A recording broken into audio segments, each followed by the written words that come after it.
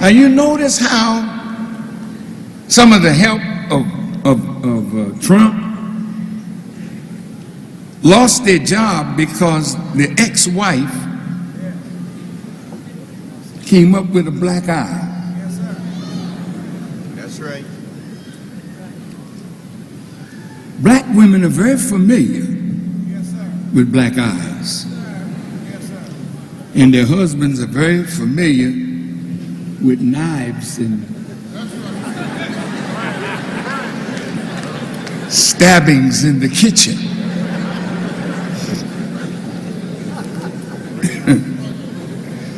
And you may wonder, where's this subject going? I'll get there in a minute.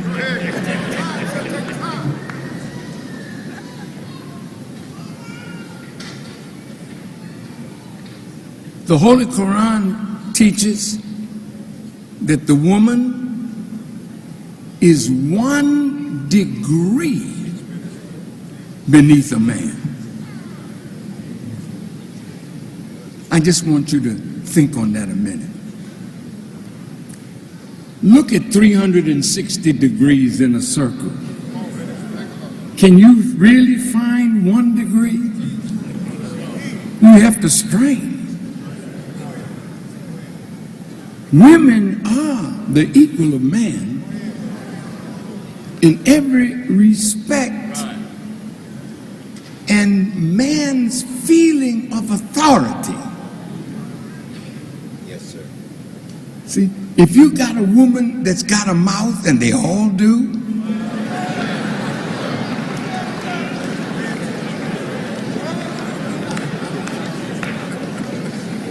that 1 degree, he don't have the wisdom with that 1 degree to make his wife submit to ignorance. Okay. A woman is not made to submit to ignorance.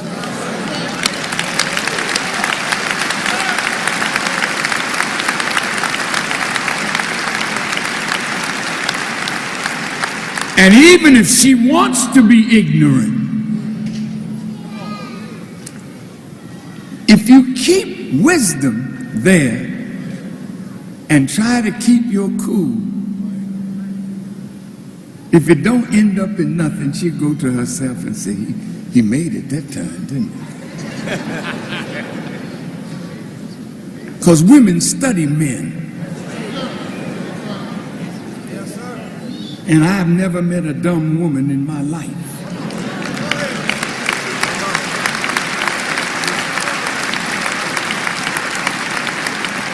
Well, how is this your subject for the day? I'm trying to tell you, with his blood, Yes. he saved me.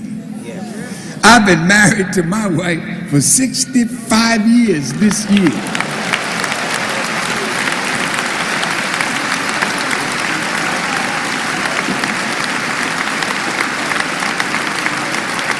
Now, I'm going to show you something. I came in under Brother Malcolm. Brother Malcolm, he was hard on women. So when we came in under Brother, joined the FOI, we want to show our women we're tough now. And we thought that she's a soldier like we are, so we started ordering. What a mistake that was. And here's Khadijah. She's pregnant with my second child, and I don't know what. I don't know what caused the fight to start. But I slapped her. Not hard, you know.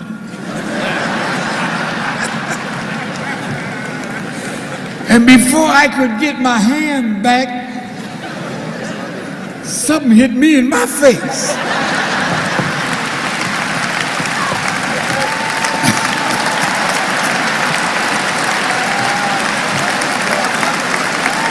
And guess what? That was 64 years ago.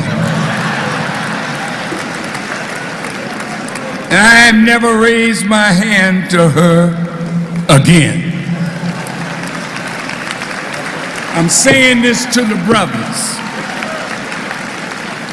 The Honorable Elijah Muhammad said, if you have to beat a woman, you shouldn't have a woman.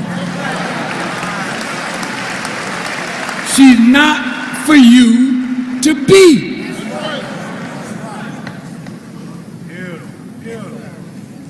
Well, I don't know about that, brother. See, but that's why you sometimes don't make it too long, and she's in the court with justifiable homicide. You know? So many of you at Cook County Jail that passion drives you out of your mind. Women will challenge your authority if you're just using authority and not wisdom.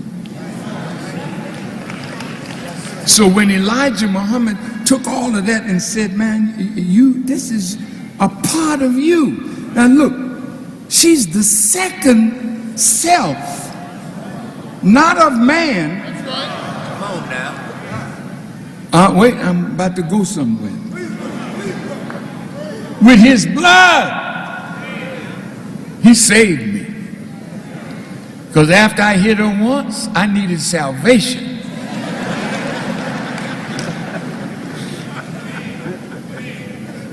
And I've never done that again. And I felt so bad as a man to raise my hand to a woman who's making a baby for me. You don't understand, brothers. When she's in the family way, you have to be so careful how you handle a woman, because she's producing life. This thing here called womb is the workshop of God, and you can make this woman produce something that dislikes you from birth, or she can produce a child that loves you from birth. I'm going to go one step further. Do you know why the white man kills strong black leaders? Because the prize of a conqueror is the woman. She's called the booty.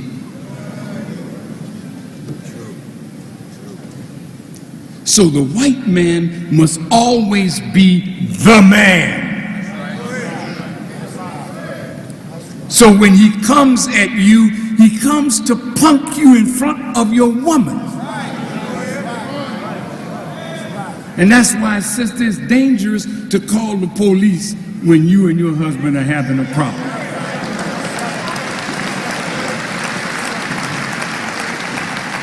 By the time he get there, he's ready to kill. Drink a little water there. Yep.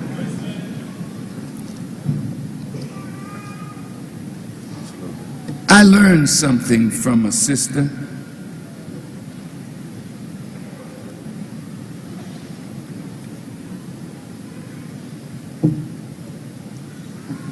A brother in Orlando, Florida, when we were rebuilding the nation, he invited me to speak. I did not know he was married to a beautiful young girl who used to babysit my children. This is in Boston, but we're in Orlando now. He invited me to his home after the lecture. And she came out from the back looking just like the pretty little girl that used to babysit my children. And in the presence of her husband, she said, "Brother Minister,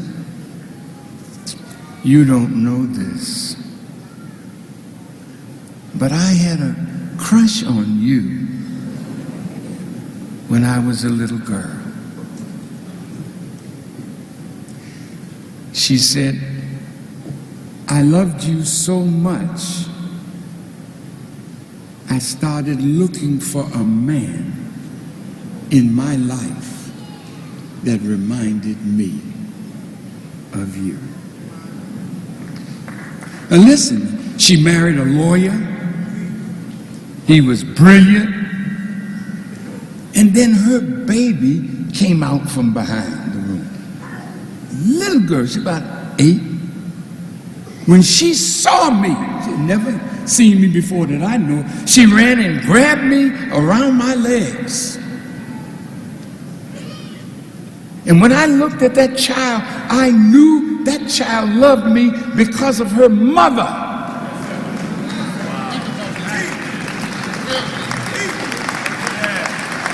And when I was in my automobile going back to my hotel, I broke down and wept because what I learned that night.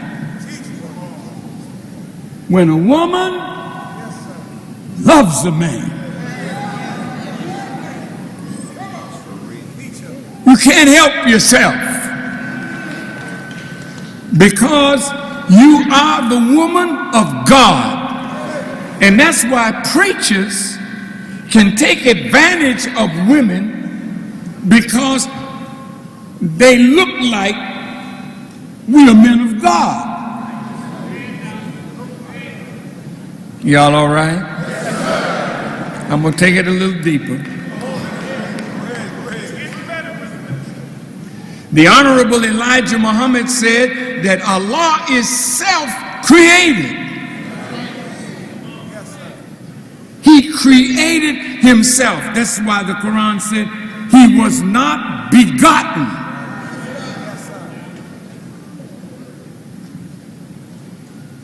Imagine him in total darkness creating himself. You say, oh, I don't believe that.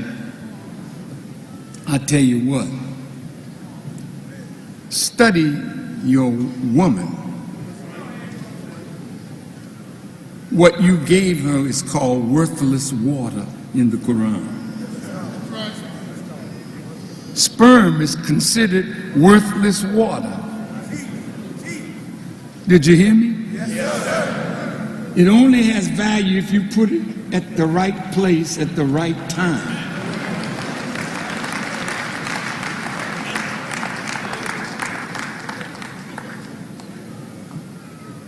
Worthless. But out of something worthless, a human life is made. Her womb is that special place to produce life for God. So the Honorable Elijah Muhammad said, when God created himself in the darkness, by the time he finished creating himself, he studied himself. He's above need of all of his creatures, but every man needs consolation. Yes, sir. So he looked within himself and found a woman and made one for himself. The Quran said, I created you from a single essence. Yes. And I created your mate of the same kind. And from these two, we spread many men and women. So if the woman is the second self of God, 1 degree beneath God, you got to be real careful how you handle a woman, because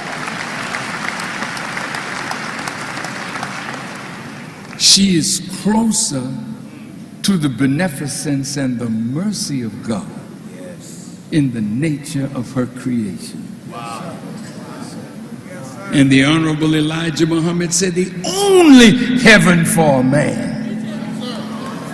Now you look up there. You ain't going nowhere. You can stop that foolishness right now. Somebody in heaven playing a horn. Stop it. Damn well you put them down in the earth. They ain't going nowhere. Go back 100 years, the bones are still there. Ain't going nowhere. Your heaven and your hell are two conditions of life, and they're both on the earth. And the only way a man can have heaven is to have a good relationship with God and a good relationship with a woman.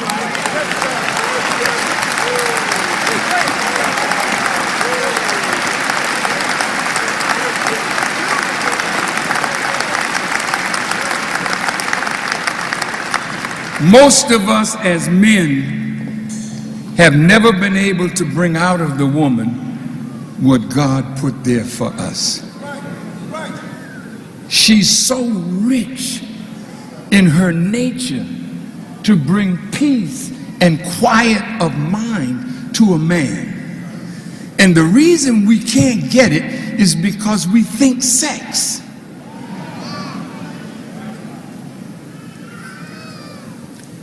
The pleasure of sex is a blinding drug.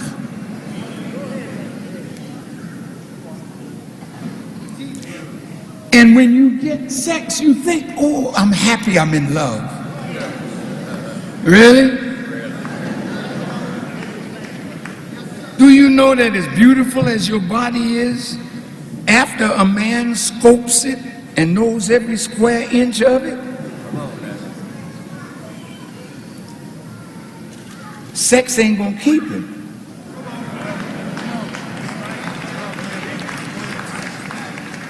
There's another pretty woman right down the street that he has not yet discovered. So if sex is what you think is keeping a man, then you will only think that the beauty of your form and the beauty of your body is keeping your man, when it is really the beauty of your mind and your soul that he never discovers.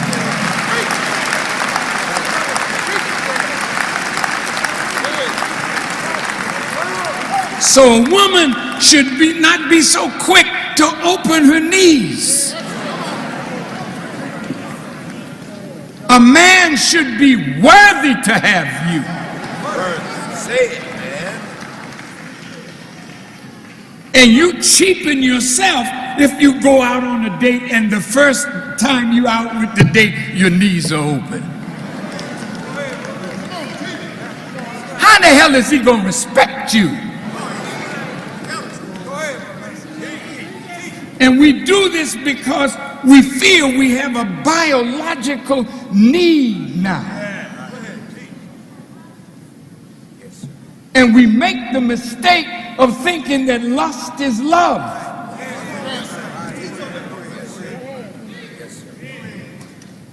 So in a few days, he's tired of you, you tired of him. Ain't nothing happening. So we go about our life waiting for the next affair. See, in the nation of Islam, I mean, we're not perfect, we're far from it, but we're a long way from what we were when Elijah Muhammad found us. Long way. Now,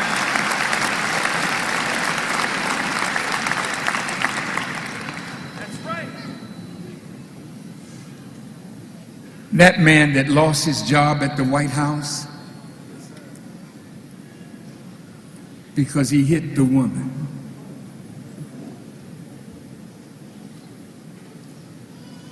See, when a man doesn't have the wisdom to handle you properly, he thinks that the strength of his physical being is sufficient, so he'll beat up on you. until you say, I can't take it no more.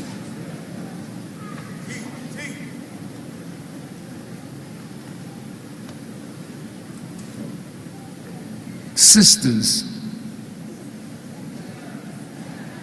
you need a better man in your life if you don't have one. And if the one that you got doesn't know the value of what he has,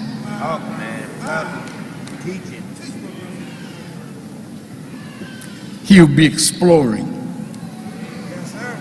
You say, where's your husband? I really don't know. He told me he was going to work. You didn't ask him what kind of job he was doing, right? This was not supposed to be my subject, you know. But there's so many broken hearts and broken homes and broken people over the wrong way to handle each other in relationships. God has moved me to say this. Now, when the police is on the beat and you come up, get out of the car. What? Put your camera on. Yes, what kind? Put your hand on the steering wheel. Let me see your hand. There's no need to talk to a human being like that. Then he come to the car, he got his hand on his hip, or the gun is drawn. Now what is this? Get down! On the ground! Shut up! Now he's sick.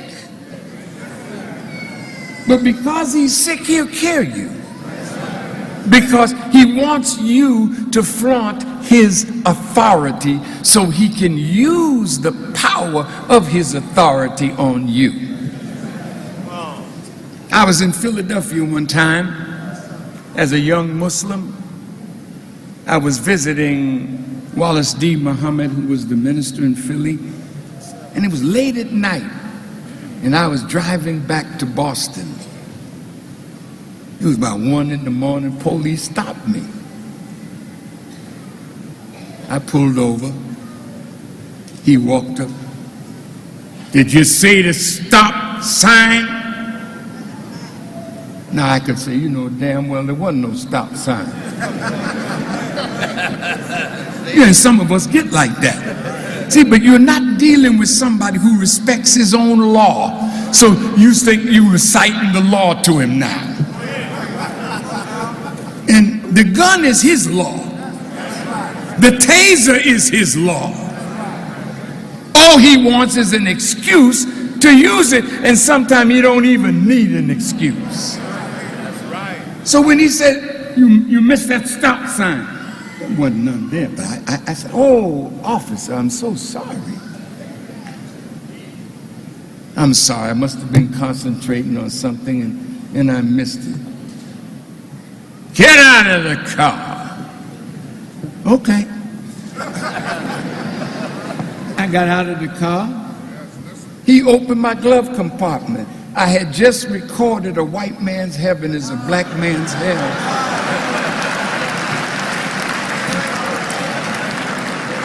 And it was in the glove compartment.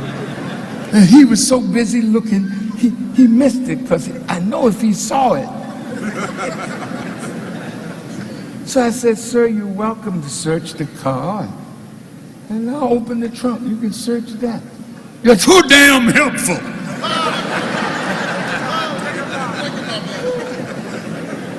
Now he got a black man that's helpful. I'm saving my life and his too.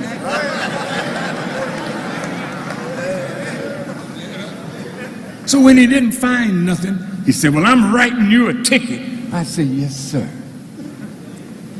When he gave me the ticket, I said, thank you, sir. And I knew damn well I wasn't going to pay it. I just got in my car and drove off. Now, look, man, your life is precious. You don't give the enemy an excuse to take your life because you want to show how big a man you are. But when it comes time,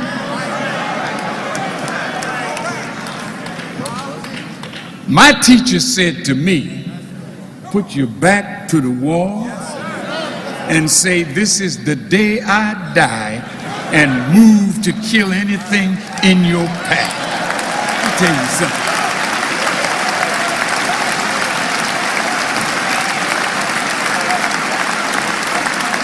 If you won't fight for the life that God gave you, you don't deserve it.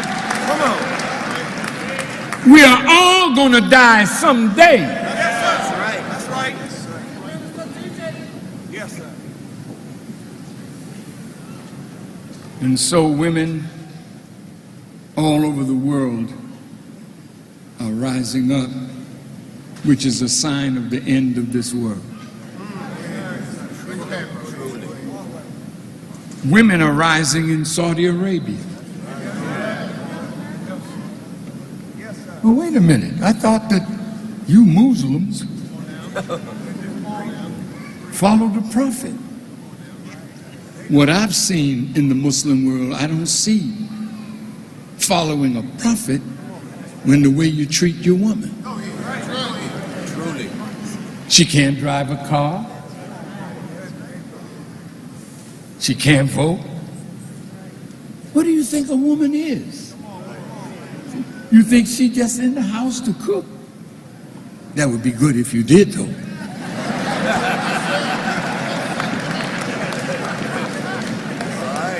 Because, sisters, it don't make no sense. You got a man that's willing to work, and you give him some food out of Sally so-and-so kitchen? Cooking is a job. Ooh, you should join the MGT class.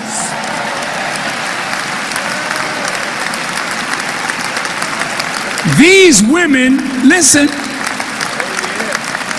these women are food scientists. Some of you, dear sisters, you frying up everything because it's fast, you know. You bring them a little McDonald's and we sit down and you killing your husband and wonder why he too worked a week to go to work and he's sitting at home looking at the television, all my children, and we getting fat and sloppy with all that fried food. Oh, pushing the rostrum down. Now I'm going to say something. I don't want you to get hurt. You're killing yourself with your mouth. This is the real house of God.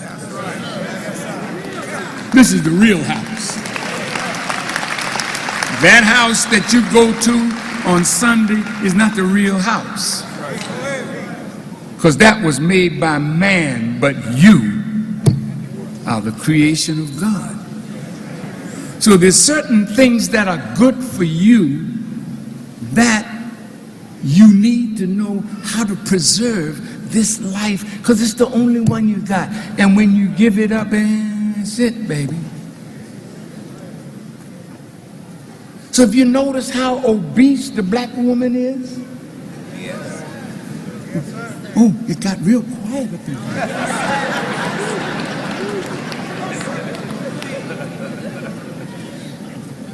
Sisters, this don't make sense.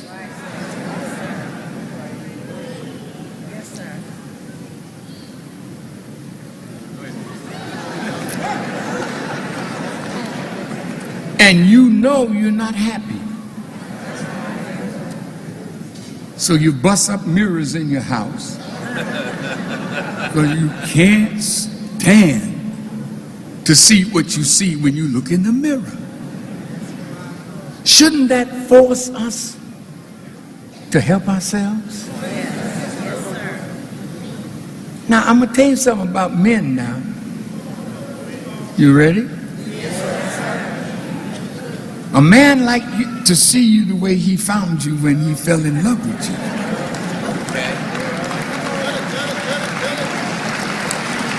Some of you very close to it. That's good. That's why he is funny, because you produce daughters that remind him of the way she was or the way you were. So the man paying attention to his daughter.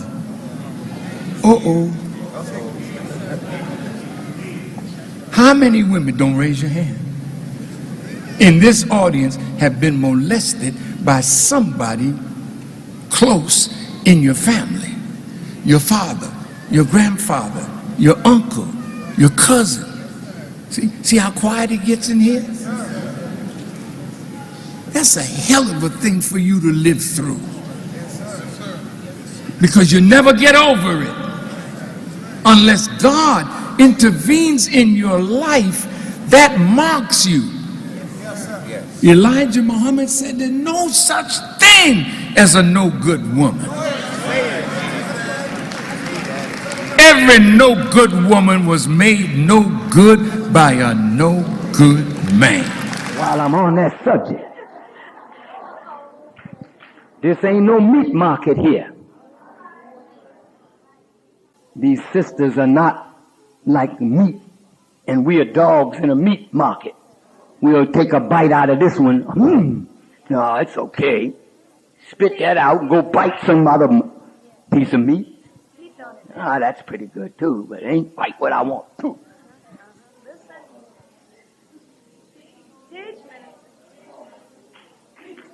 Every woman in here can make every man happy if that man knows how to mine out of her soul what God has placed there for him. But he's not a good miner, so he'll run and say, that woman wasn't nothing. Hell no. It ain't that the woman ain't nothing. You just ain't no damn miner, that's all. I'm just telling you the truth.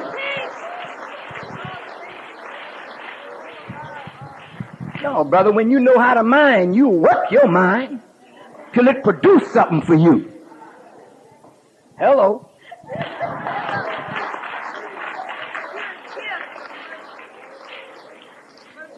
Now I'm going to say something to the sisters now. Sometimes, sisters, you don't even recognize a good man when you see him.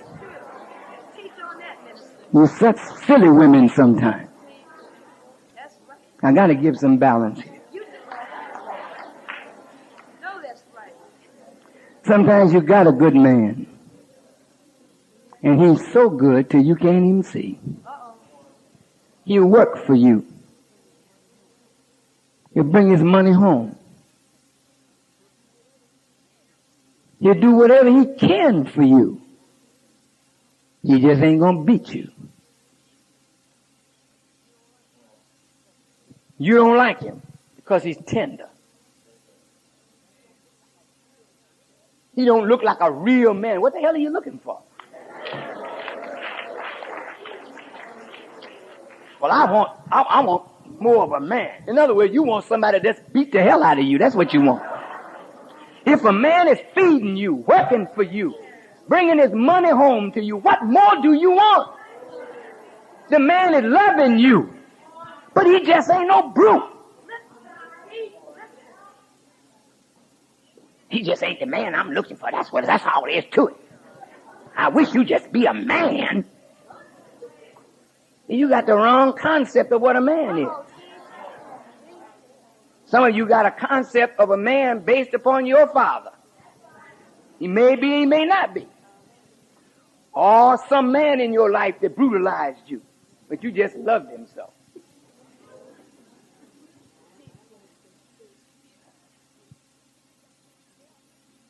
I mean, we got such warped perception of what reality is. Yeah, that's right. But we all need to be tuned up a little. So just like I'm tuning up the brothers, it would be wrong for me to leave the sisters out here hanging when you mess up so much yourself. And let me say this, sister. Every one of these men can be what you want. But you got to learn how to handle them. You can't be no big mouth Susie. You get so frustrated you won't chop him up because you know he ain't supposed to hit you. You just go, well, all right now. And you just want to, let's do something about it then. I mean, some of you get bad. You just want to fight some man or something. And you know damn well he break your neck. Some of them will. Some of them you'll kill, but sisters, don't dog a man. When you discover his weakness, as a loving wife, help him overcome his weakness. Not by jabbing him in it. After you destroy him, then what? What you gonna do? All of these men are good. There ain't none of them that's bad. But sisters, you got the upper hand today and don't know how to play your own hand. You got more knowledge of self in a sense than he does. You study him more than he studies you.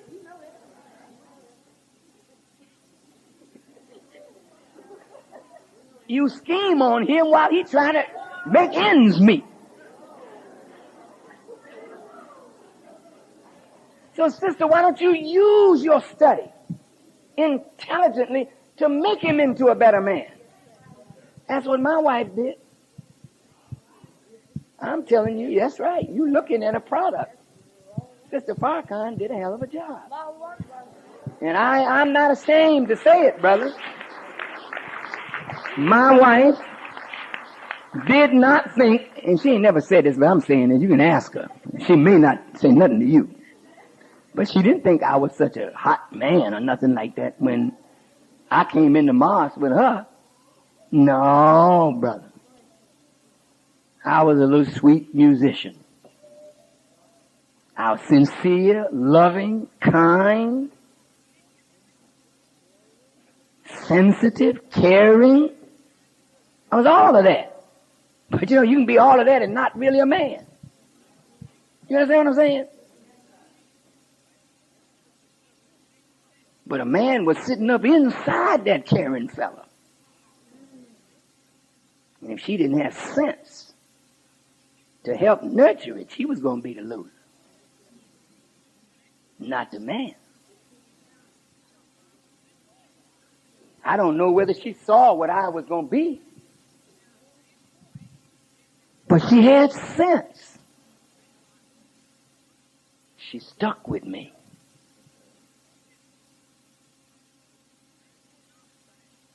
And she helped me by not tearing down the little manhood that the messenger was trying to give me. Every brother in here wants to be a man. His nature is man and his nature is God. He wants to be that. That's what he came here for. Sisters, the MGT class is so important for you to learn how to handle the brother, so you don't destroy your future with him by the way you handle your mouth. I'll get into that at another time, in a more private setting. You understand? But sisters, don't cut the brothers up. Don't speak to them when you're angry. Let him blow off and you take it. Why must I take it all the time? Well, if you want a man, you're going to have to help make him.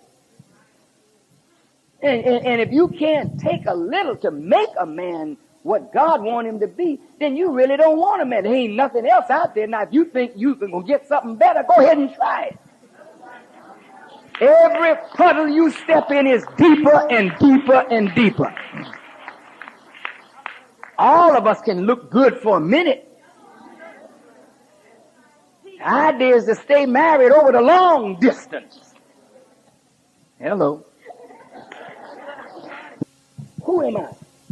If I am what I think, what am I thinking? Then you have to look and say, well, what gives rise to this kind of thinking?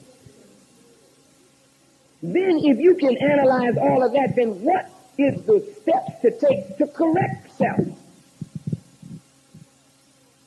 Now, you know, I've been trying this, and believe me, I'm trying to be an example of what I teach, so I have to experiment, you know.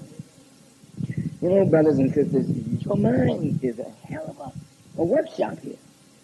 This thing here is handling some stuff every day. And some of the stuff that this is handling is stuff that we make up. I mean, we got vivid imaginations.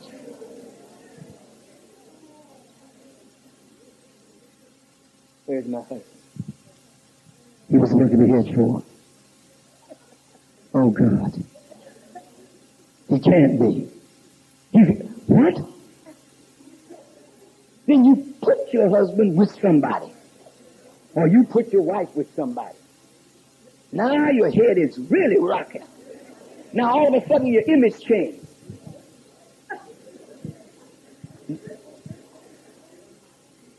Evil come over your face because what you're thinking is murder now. And instead of casting this out, you sit it down by the fireplace and entertain it. Come on in, sit down. Let me play this whole drama out. When she come home, I'm going to ask her, where the hell you been? And she's going to tell me, well, I've been so. And I'm going to smack her in her mouth and say, I know where you've been. And by the time you play the drama out, you so evil now, here comes the knock on the door. It's your wife. Hi, baby. Don't you hi, baby, me. You put yourself in a state where your thoughts have become real. Because once you think them, the emotional reaction to your thought is the same as the real thing. As if the person was actually guilty of that, you get the same physical reaction because you put your mind in that state. So now you got to learn how to cast out a thought.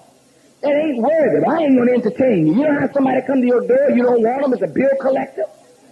You peek through the windows and oh hell, it's the bill collector. But you act like you're not home. You don't open your door and just come in, let's sit down and talk about my bills. You let him ring and ring and ring and ring, and you just act, keep on ringing.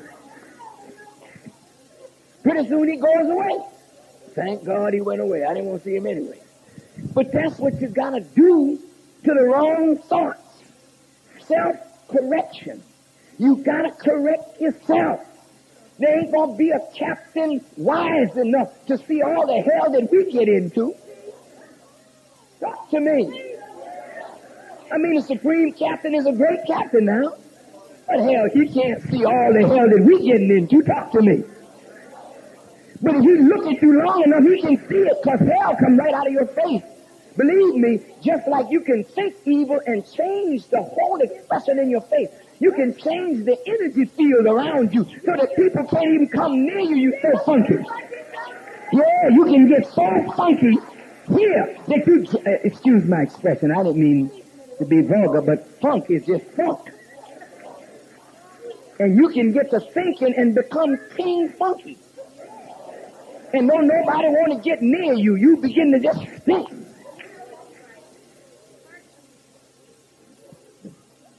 Where was I anyway? What I was trying to say, I guess I lost my point. That you have to learn how to cast certain thoughts out. And you got to practice this.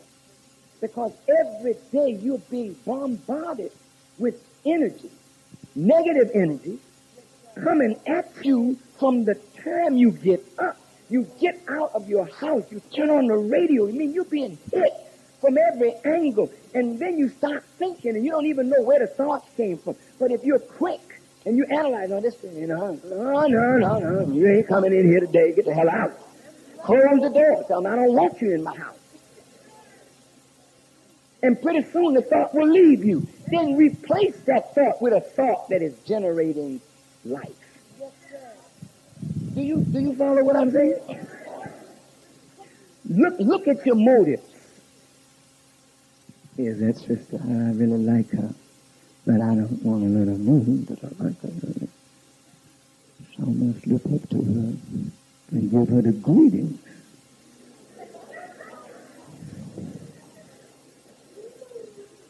So now here come Assalamu alaikum now with some other foreign motive underneath it. It don't mean peace be unto you. It mean peace be unto me.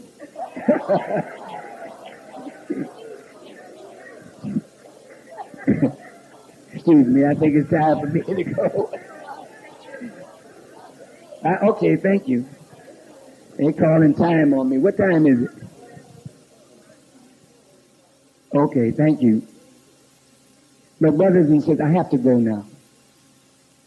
My point is, if you start analyzing why you say what you say, why you do what you do, why you dress as you dress, why you act as you act, you begin to start seeing what's up under your words, your thoughts, your actions. And then you begin to say, oh, that's not so righteous. Oh, that's not so good. And before anyone else can correct you, you apply. Self-correction. I'm going to get that together.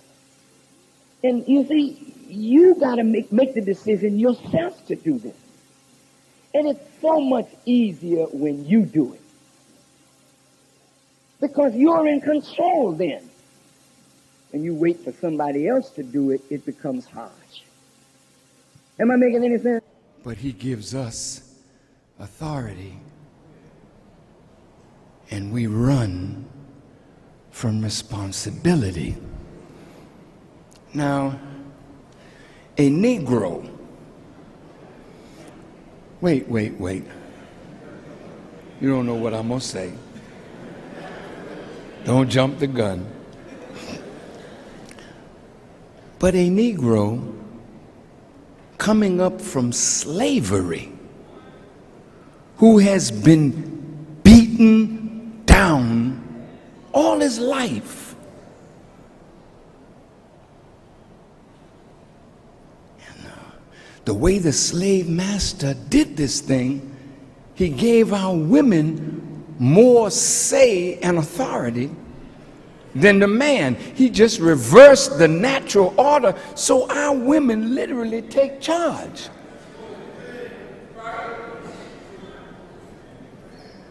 It's not right, but you do it. And what do you say to justify? Well, he wasn't doing nothing, so I had to take charge. Well, even if he was trying to do something, you still want to take charge. You don't like no man having no authority over you.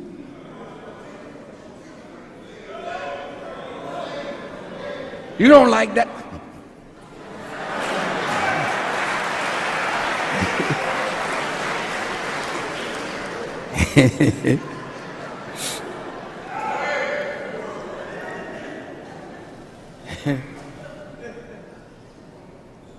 So the Bible says children are their oppressors and women rule over them. And most black men are ruled over by the women in their lives. It gets a little funny in Islam, because even if you don't know how to exercise your authority, you know you got it. But for God's sake, learn how to exercise it. Because when you try to exercise authority without reason or morality, you become an abuser of your wife.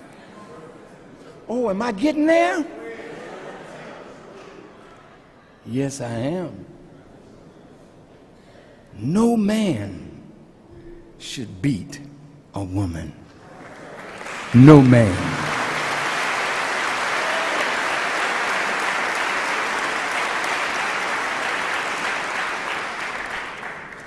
Of course, some of these sisters today, they so bad, you better not try to beat her. Some of these sisters can throw down, brother. It's a terrible thing to see a woman beat up a man, you know what I mean? I don't know what's worse, a man trying to beat a woman and a woman really beating a man. But look at the violence that's in our houses today.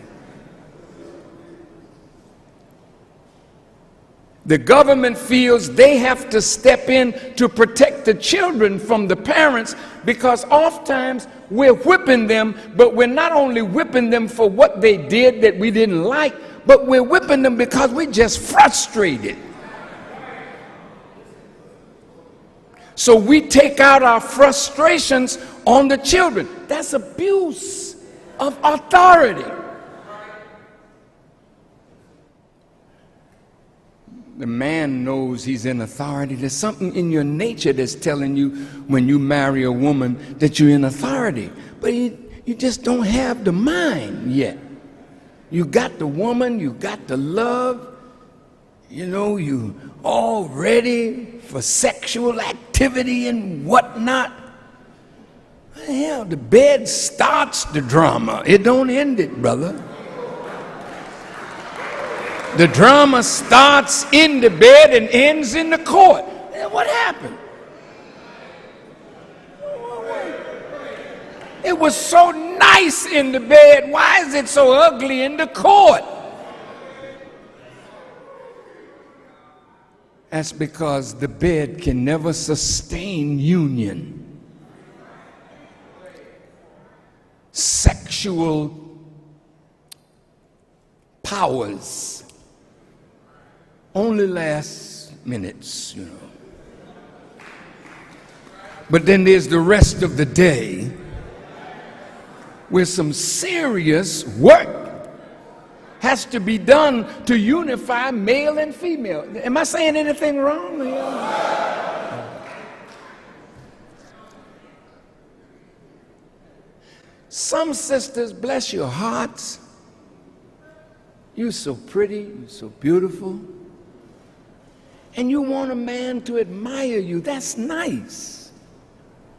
You don't want to cover yourself because, oh, I'll make myself ugly if I cover myself because he won't see my hips. He won't see my bosom. He just won't see the thing that I know he likes. I often wonder, why is it that women always do this when they get dressed?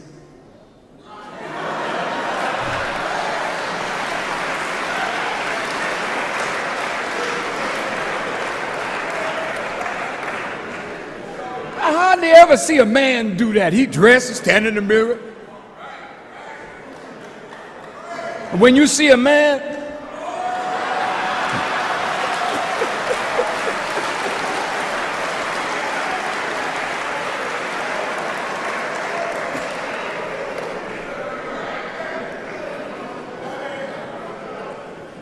so sister, what you looking at? I know what you're looking at. You're looking to see how good it looks, whether he'll be looking at it and whistling or calling you out of your name or, hey, baby, you sure is fine, mama. He don't know nothing about what's between your ears and don't care.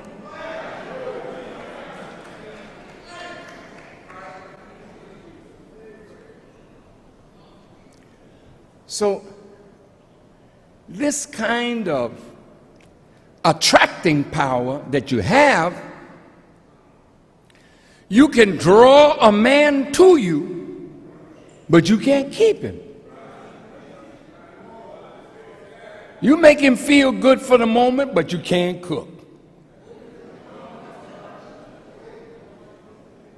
In the old days, they used to say, the way to a man's heart is through his stomach. Not today.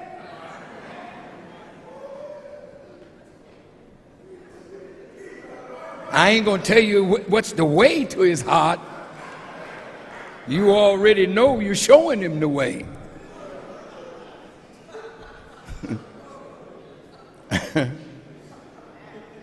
But in the old days, every girl, no matter whether she's going to be a professional or not, she had to learn how to make a home. Because your happiness is not in the office, your happiness is at home.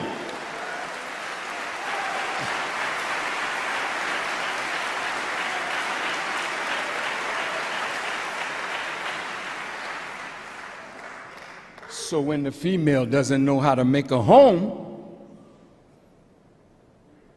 she knows how to get one started. But you know, a woman will shut down on a man faster than Superman can get, or Clark Kent can get in that telephone booth and change into Superman. And he used to do it fast, brother.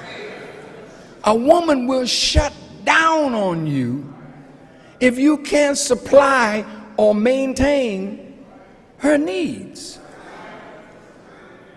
So you might feel that you hellified in the bed.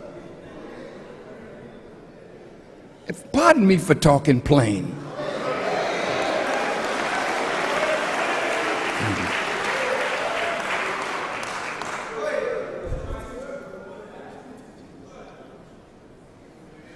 But if you don't have a job, you don't have any means of bringing in income, you say, well, I ain't got no job, but I'm selling enough drugs, she ought to be happy. But selling drugs is not giving her security. You can bring some money home and give her a little cash and she can drive a little car, but she's wondering when the police coming to the door. She's wondering when somebody's going to shoot you down on the street and deprive her children of a father. So you think that being a father is just having money?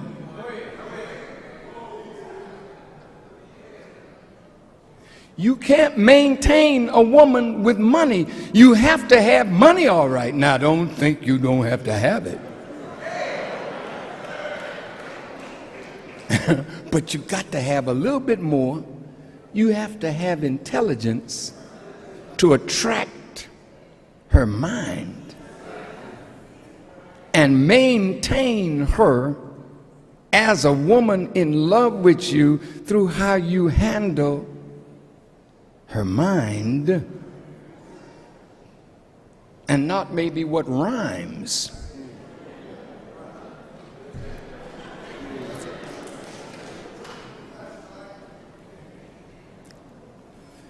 Oh, wow, how did I get it?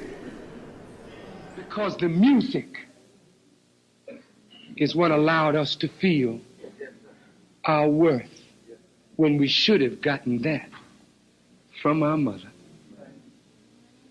Do you follow? Yes. So look at your relationships filled with tainted love. Why did you marry the woman you married, brother? Why you go with the girl you go with now? Something you want out of her. I love you, baby. I love you, baby. But don't let her come up short. Why are you going with that man you're going with? And why you marry the man that you marry? You have a need. You want to be wanted. So any story will do. How you doing, baby? I love you. Don't you want to hear those words? You are so beautiful. Don't you want to hear them words? Baby, I don't know what I'd do without you. Don't you want to hear those words? And they drop them words on you. You the sunshine of my life, baby. Go on, honey, talk to me.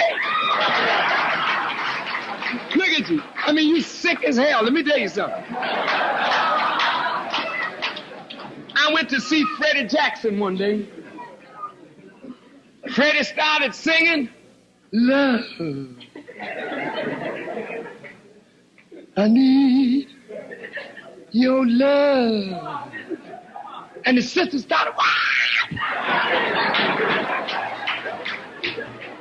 they run all down in front of the stage. I'm sitting there watching.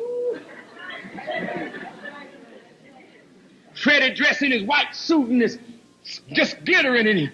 And he going out to him, "I need your love." And then he went to, "Ooh, and the sister just hollered and screamed and went off. I said, "Look at this." I said, "But the sickness in you is because you really want to be needed. And you want to be wanted. You want to be loved. You want somebody to appreciate you. So you go out of your way and hurt yourself to get what you think you need, when what you really need is to find your relationship with God." You young people, no matter what condition your mom is in, that's mom. God orders you to love her. God orders you to honor her. God orders you and me to respect her. And if you're patient with life, you'll grow to see that mama loved you. And she did the best she knew, but she needed so much herself that she neglected you and in some sense rejected you because she was an unfulfilled woman and she was trying to find somebody to love her. Finally, she put her love into her children, and she did it in a twisted way. She didn't mean any harm. She's imperfect, but she did her best. Your father may never have been there, young man. He may never have been there, sister, for you. But thank God for your father, for without that seed, you could not be where you are and who you are. So if your parents have made mistakes, you've grown now. You're growing now. You got to take responsibility for your life. Mama's days of mothering you is nearly over. So what are you going to do now? Are you going to wallow in self-pity, or are you going to stand up and make a determination, then connect with God? For he makes right or wrong things right.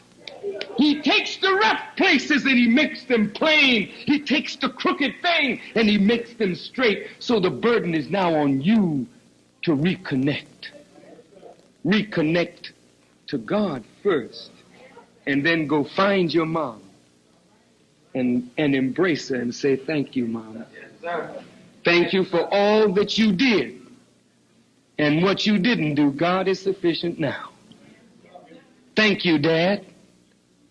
And he'll feel so ashamed. "Well, I mean, son, you know, I would have liked to done." He is going to lay them excuses on you, but look past that and tell him. Say, "Dad, I love you." "Well, I know I didn't do nothing, son, but I tried. You know what I mean? Your mother's something else." But look past all of that and say, "Dad, look, I know you would have done better if you could have. If he knew better, he would have done better. Because now as he's getting older, he needs you. And he recognized he didn't put nothing in, so he's hard now to expect anything out. So most of our fathers, they're going to their death now alone, man. Nobody to mourn them, nobody to cry over, man, because they ain't done a doggone thing in life worthwhile. That's sad, isn't it? You got a chance, man. You young, you got a chance. You connect with God, whose proper name is Allah. And you begin to determine now, with the help of God, you're going to make something out of your life. And if you tighten your relationship with God, I abound you, you will tighten up all other relationships. Then it won't be the sick thing, a woman looking for fulfillment in a man looking for the woman to love him so she becomes his other mother. I'm telling you, God is able, man. You go to him and you find solace and comfort in him. Then when you have a relationship with a woman, it is a better relationship. It's a cleaner relationship. It's a relationship on a right term. That's why we're hooked on drugs. We can't relate well to the society. It gives us pain. We didn't relate well to mom, to dad. We're not really relating well to ourselves. So give me a hit, man. How much is the rock, man? And let me burn this rock and inhale death and twist my brain into illusions